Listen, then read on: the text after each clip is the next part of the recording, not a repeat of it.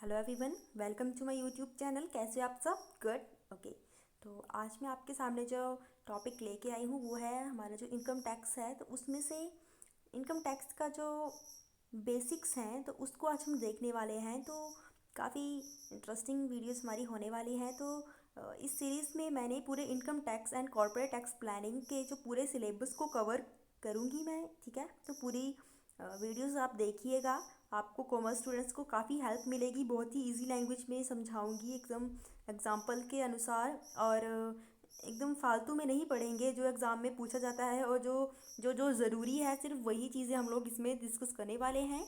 ठीक है, ऐसा नहीं है कि सब कुछ पढ़ने लग जाएंगे, क्योंकि आएगा तो 2 और 4 मार्क्स का ही क्वेश्चन। ठीक है, तो जो एग्ज़ाम में अक्सर पूछा जाता है और जो पूछे जाने की संभावना है, हम वही टॉपिक इसमें डिस्कस करेंगे। हाँ, थोड़ा डिटेल में पढ़ेंगे, डीपली एक्सप्लेन करेंगे।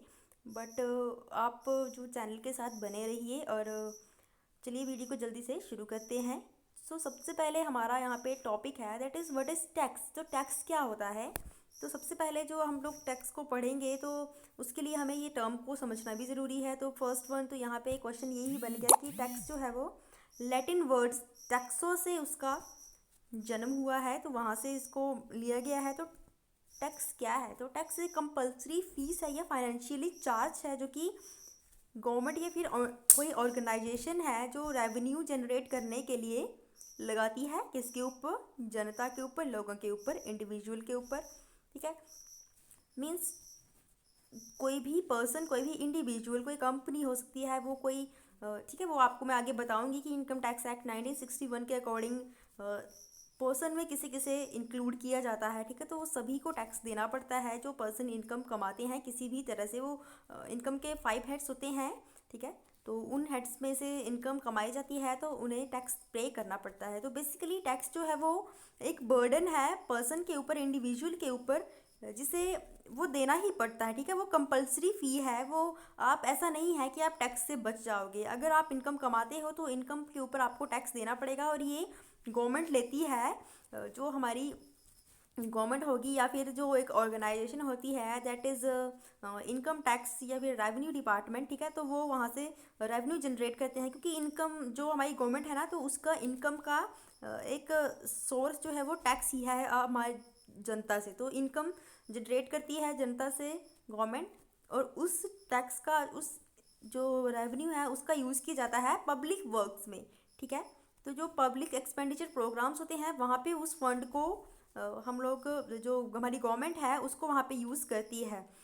जो भी देश में सड़कें बनती हैं, ठीक है, स्कूल्स, हॉस्पिटल्स, या फिर पुल वगैरह, फ्लाईओवर्स वगैरह जो भी बनते हैं, जो भी मीन्स इंफ्रास्ट्रक्चर वगैरह जो भी डेवलपमेंट होती है, तो वो हमारे द्वारा दिए गए टैक्स के से ही होती है। तो प्लीज़ अपना टैक्स जो है वो ज़रूर चुकाएं, देश की विकास में योगदान दें। ठीक है, और अगर आप टैक्स को पे करने में फेल हो जाते हो या उसको पे करने में रेजिस्ट करते हो, उस पर कंट्रीब्यूट करने में, तो फिर आप जो है वो लॉ में जो डिफाइंड पनिशमेंट है उसको इनवाइट कर रहे हो। ठीक है, तो अगर आप टैक्स चोरी कर रहे हो तो टैक्स चोरी के लिए फिर आपको पनिशमेंट भी मिलेगी। ठीक है, ये हो गया हमारा टैक्स। जी, उसके बाद है एक टर्म है, that is what is taxation. Taxation क्या है? तो taxation is a term for when a taxing authority कौन? Income tax department, usually a government, वो गवर्नमेंट होती है। ठीक है, लेवीज और इम्पोजेस आर टैक्स। जब गवर्नमेंट या हमारी जो टैक्सिंग अथॉरिटी है, इनकम टैक्स डिपार्टमेंट है, वो टैक्स इम्पोज करती है पब्लिक के ऊपर, ठीक है, इंडिविजुअल के ऊपर, तो उसे कहा जाता है टैक्सेशन। तो taxation applies to all type of involuntary levies from income to capital gains to estate taxes. ठीक है, सभी के ऊपर ये अप्लाई होता है टैक्सेशन।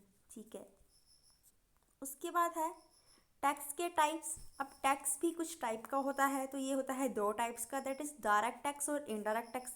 अब डायरेक्ट टैक्स भी फर्दर इसमें 3 टाइप्स को यहाँ पे लिया गया है, दैट इज़ इनकम टैक्स हो गया, या सिक्योरिटीज ट्रांजैक्शन टैक्स हो गया, कैपिटल गेन टैक्स हो गया।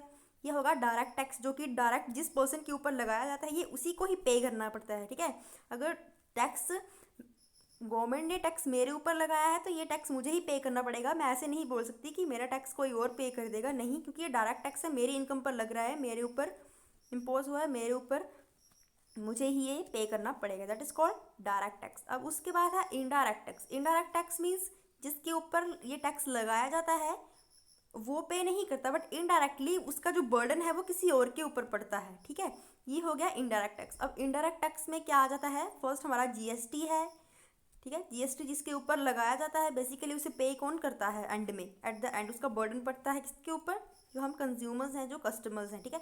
कस्टम ड्यूटी हो गया, वैट हो गया, that is value added tax, ठीक है। इसको हम लोग डिस्कस करने वाले हैं। देखिए डायरेक्ट टैक्स क्या है। In simple words, a direct tax is a tax that you directly pay to the authority imposing the tax, ठीक है। जब आप डायरेक्टली अथॉरिटी को पे करते हो टैक्स, उसे कहा जाएगा direct tax. For instance income tax is imposed by the government and you pay it directly to the government. अब इनकम टैक्स आपके ऊपर लगाया गया है तो आप डायरेक्टली गवर्नमेंट को वो टैक्स पे कर रहे हो, तो वो हो गया direct tax. These taxes can not transfer to any other entity और पर्सन। अब ये किसी और के ऊपर आप इसको ट्रांसफर नहीं कर सकते, आपकी इनकम के ऊपर लगा है, आप ही उसको पे करोगे। There are several acts which governs direct taxes in India. CBDT, ठीक है, इसकी फुल फॉर्म भी आपको पता होनी चाहिए, ये क्वेश्चन भी आ जाता है। That is central board of direct taxes which is governed by the department of revenue, is responsible for the administration of direct taxes, ठीक है। तो कई बार ये क्वेश्चन आ जाता है कि डायरेक्ट टैक्सेस के लिए कौन रिस्पॉन्सिबल है, दैट इज सीबीडीटी, ठीक है। Revenue is responsible for the administration of direct taxes. Direct taxes के जितने भी एडमिनिस्ट्रेशन का वर्क होता है वो कौन करता है, that is CBDT, central board of direct taxes, clear. The department is also involved in planning and providing inputs to the government regarding the implementation of direct taxes, ठीक है। तो जो डायरेक्ट टैक्स की इम्प्लीमेंटेशन के लिए वो planning और ठीक है अदर जो भी इनपुट्स वगैरह जो भी उसको दे देता है, तो वो गवर्नमेंट उस चीज़ में उसकी हेल्प करता है, सीबीडीटी, ठीक है। उसके बाद है डायरेक्ट टैक्स के जो टाइप्स हैं इंडिया में वो कौन कौन से हैं। तो इसमें फर्स्ट वन है income tax. Most common type of direct tax in India is income tax. It is imposed on the income you earn in the financial year based on the income tax slabs of the IT department, ठीक है। तो जो income tax है वो India में सबसे common direct tax का example है। तो ये आपकी इनकम के ऊपर लगाया जाता है जो कि आपने फाइनेंशियल ईयर में अर्न की होती है, कमाई होती है। तो ये टैक्स जो है ऐसे नहीं है कि कुछ भी टैक्स लगा दी किसी के ऊपर कितना या ऐसे कुछ, वैसे नहीं। इनकम के टैक्स स्लैब बने होते हैं, इनकम टैक्स डिपार्टमेंट के द्वारा उन्हें बनाया जाता है, ठीक है। तो उसके अकॉर्डिंग, तो वो भी मैं आपको इनकम टैक्स की जो स्लैब्स हैं वो भी आपको बताऊंगी, ठीक है। कि जैसे फॉर एग्जांपल इंडिविजुअल के लिए 2.5 लाख तक की इनकम जो है वो एग्जम्प्टेड है, उसके ऊपर कोई टैक्स नहीं देना पड़ेगा। तो ऐसे नहीं है कि हर किसी के ऊपर ऐसे ही कुछ भी टैक्स लगा दिया जाएगा, नहीं, उसके लिए भी इनकम टैक्स के स्लैब्स होते हैं, उसके अकॉर्डिंग ये काम किया जाता है। The tax is paid by the individual as well as business directly to the income tax department, ठीक है। तो ये इंडिविजुअल और बिजनेस को भी देना पड़ता है। For individual tax payer there are also several tax deduction available under various sections of income tax act, ठीक है। तो इसमें जो इंडिविजुअल टैक्स पेयर्स होते हैं ना, तो उनको बहुत सारे टैक्स डिडक्शन भी मिलते हैं जिसके थ्रू उनको टैक्स थोड़ा कम हो जाता है पे करने के लिए, ठीक है। जैसे एटीसी वगैरह वो आगे आपको मैं बताऊंगी कि एटीसी की डिडक्शन मिलती हैं जिससे कम इनकम टैक्स इंडिविजुअल को पे करना पड़ता है, ठीक है। उसके बाद आ गया securities transaction tax. If you are involve in stock trading, each of your trade also has a small constituent known as the security transaction tax, ठीक है। तो अगर आप स्टॉक ट्रेडिंग में काम कर रहे हो, वहाँ पे इन्वॉल्व कर रहे हो, तो आपको वहाँ पे भी सिक्योरिटीज़ के ऊपर भी टैक्स पे करना पड़ेगा, जिसे सिक्योरिटीज ट्रांजैक्शन टैक्स कहा जाएगा। Irrespective of whether you made money on the trade or not, you will have to pay this tax, ठीक है। अगर आप सिक्योरिटीज़ के ऊपर आपको प्रॉफिट हो रहा है या नहीं हो रहा, आप मनी मेक कर रहे हो मनी या नहीं, मनी उसके ऊपर बना रहे हो, तो आपको टैक्स तो पे करना ही पड़ेगा, चाहे आपको प्रॉफिट हो या ना हो। The broker collects the tax from you and passes on to the securities exchange which then pays it to the government, ठीक है। तो क्या है कि जो ब्रोकर होते हैं, जो सिक्योरिटीज़ ट्रेडिंग में, जहाँ पे स्टॉक एक्सचेंजेस वगैरह में आप जैसे सिक्योरिटीज़ की ट्रेडिंग कर रहे हो, तो वहाँ पे ब्रोकर्स आपसे टैक्स ले लेते हैं और वो उस टैक्स को सिक्योरिटी एक्सचेंज को दे देते हैं, और सिक्योरिटी एक्सचेंज फिर फर्दर आगे गवर्नमेंट को टैक्स पे कर देती है, ठीक है। ये हो गया सिक्योरिटी ट्रांजैक्शन टैक्स। मीन्स ये डायरेक्ट टैक्स है, अब ये जिसके ऊपर लगा वही उसको पे करे, चाहे वो पर्सन टू पर्सन वहाँ पे आगे जा रहा है, बट ये डायरेक्ट टैक्स का टाइप है, clear.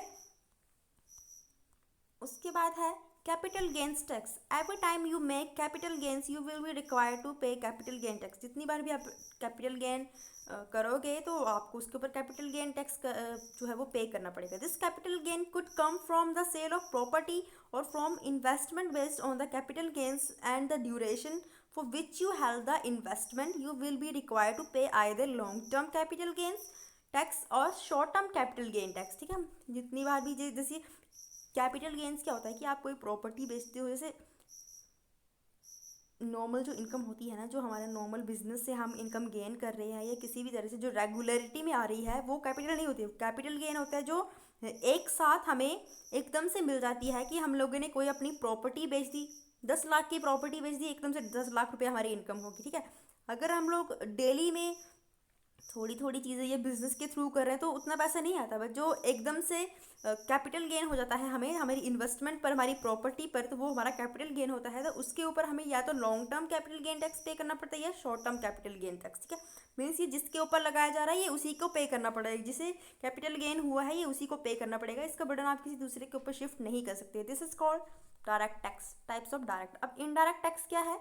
While direct taxes are imposed on income and profits, indirect tax are levied on goods and services। अब indirect tax इनकम पर नहीं लगते, ये लगते हैं गुड्स और सर्विसेज पर।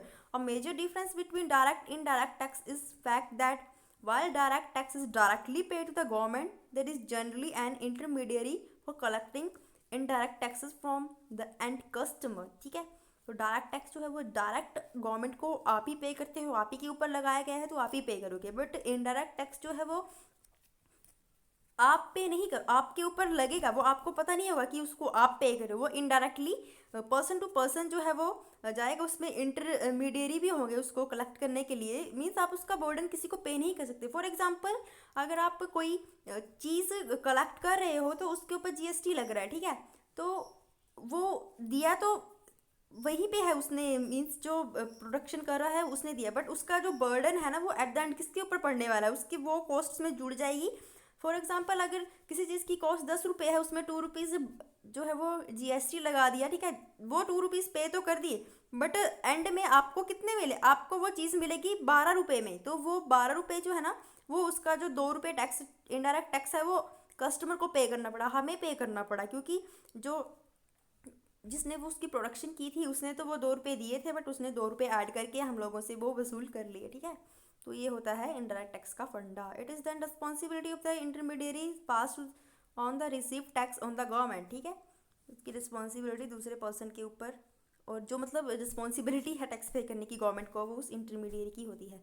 इनडायरेक्ट टैक्स के टाइप्स कौन कौन से हैं? दैट इज़ फर्स्ट वन है जीएसटी। तो GST subsumed as many as 17 different indirect taxes in India like service tax, central excise tax, state VAT and more। ठीक है, तो इसमें जो 17 जो इनडायरेक्ट टैक्सेस है ना उसको सबस्यूम्ड कर लिया है उसने, ख़त्म हो गया ये जीएसटी आने के बाद से। ठीक है, सर्विस टैक्स नहीं लगता, अब सेंट्रल टैक्स नहीं लगता, स्टेट वैट जो है, ये बहुत से 17 जो टैक्सेस हैं उनको ख़त्म कर दिया है जीएसटी ने। It is a single comprehensive indirect tax which is imposed on all the goods and services as per the tax slabs laid by the GST council. अब जीएसटी काउंसिल के द्वारा जो भी टैक्स स्लैब बनाए गए हैं उसके अकॉर्डिंग गुड्स और सर्विसेज के ऊपर टैक्स इम्पोज होता है, सभी गुड्स और सर्विसेज के ऊपर।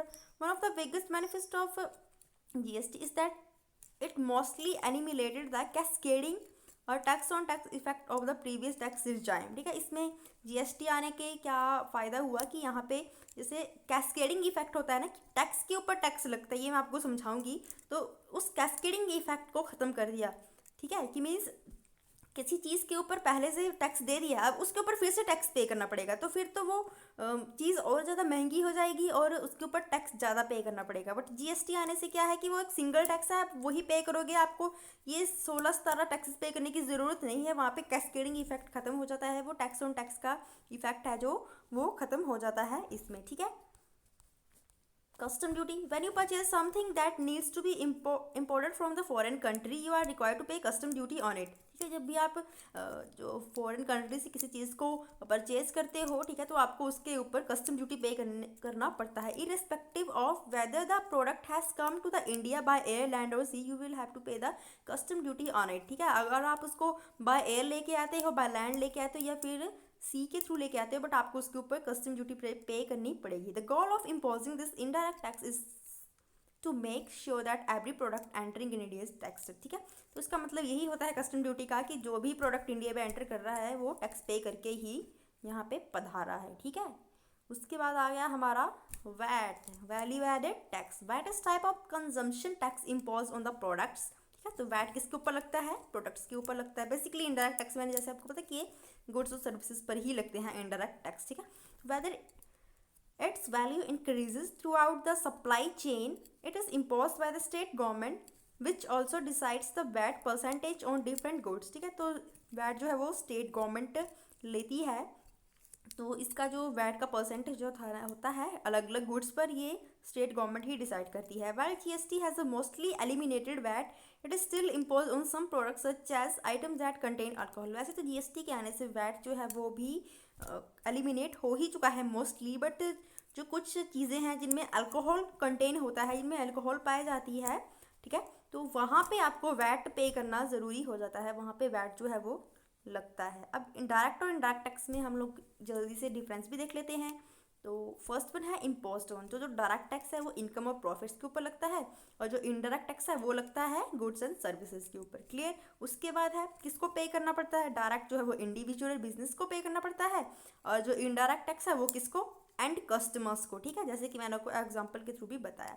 तो थर्ड वन है हाउ मच, तो डायरेक्ट टैक्स जो है वो डिपेंड करता है इनकम और प्रॉफिट के ऊपर, और वो सेम फॉर एवरीवन, मीन्स उसको उससे मतलब नहीं है कि इनकम है या नहीं, प्रॉफिट है या नहीं, आप प्रॉफिट अर्न करो ना करो, आपको जो इनडायरेक्ट टैक्स है वो पे करना ही पड़ेगा। ट्रांसफरेबिलिटी, अब डायरेक्ट टैक्स को थोड़ी ना ट्रांसफर कर सकते हैं, जिसके ऊपर लगा है वो उसको वही पे करेगा। जो इनडायरेक्ट टैक्स है उसको ट्रांसफर किया जा सकता है, उसका जो बर्डन है वो एंड यूजर लास्ट में कस्टमर पर पड़ता है। क्लियर?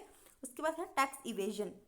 अब टैक्स इवेजन जो है वो पॉसिबल है, ठीक है, टैक्स से आप बच सकते हो, ठीक है, बट इनडायरेक्ट वेट वो बच नहीं सकते आप, क्योंकि जो डायरेक्ट टैक्स है ना वहाँ पे बहुत ज़्यादा जो रूल्स हैं, इनकम टैक्स डिपार्टमेंट जो इनकम टैक्स एक्ट है ना वहाँ पे बहुत ज़्यादा जो हमें डिडक्शन वगैरह प्रोवाइड हो जाती हैं, तो जिससे उससे थोड़ा कम किया जा सकता है टैक्स को। बट इनडायरेक्ट टैक्स में ऐसा नहीं हो सकता, क्योंकि इसका जो पेमेंट है वो एंड में कस्टमर्स को पे करना पड़ता है, तो उसे वहाँ पे कोई डिडक्शन वगैरह नहीं मिलती, जितना उसका वैल्यू होता है उसको वही पे करना पड़ता है, ठीक है। नेचर क्या है उसका? प्रोग्रेसिव नेचर है, और उसका रिग्रेसिव। प्रोग्रेसिव मतलब जिसकी जितनी इनकम बढ़ेगी उसको उतना ही टैक्स पे करना पड़ेगा, ठीक है। तो ये प्रोग्रेसिव है, मीन्स अमीर को ज़्यादा टैक्स पे करना पड़ेगा और गरीब को कम, और जबकि उसकी जो नेचर है वो रिग्रेसिव है, मीन्स उसमें इनकम के ऊपर कोई डिपेंड नहीं करता कि इनकम ज़्यादा होगी तो ज़्यादा लेंगे, ये सबके लिए सेम है,